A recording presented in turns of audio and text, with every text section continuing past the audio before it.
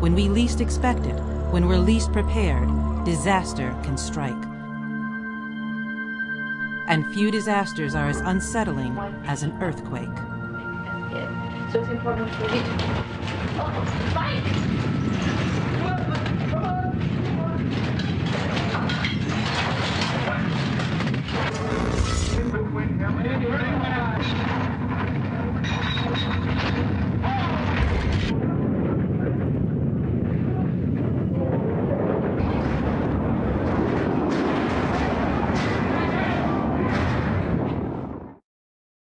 My guess is that earthquakes are really so scary because you don't have any warning. It's the only thing besides a nuclear war that can really, 1 second you're living in a big beautiful city and 10 seconds later it's flat.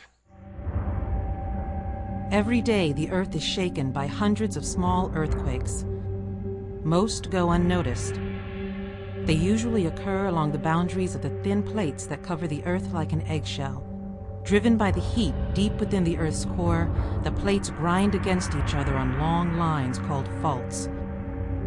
When the plates find their motion blocked, stress builds up. Finally, the fault gives way. The released energy races through the Earth in the form of seismic waves. For much of the world, the movement of plates like these is also an indispensable creative force.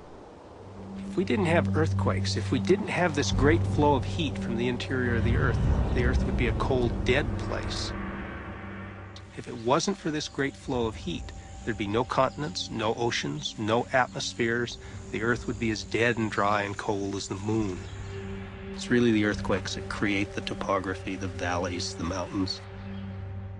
Earthquakes have been shaping landscapes for eons. It's only in the last few hundred years that civilization has gotten in the way. And when it does...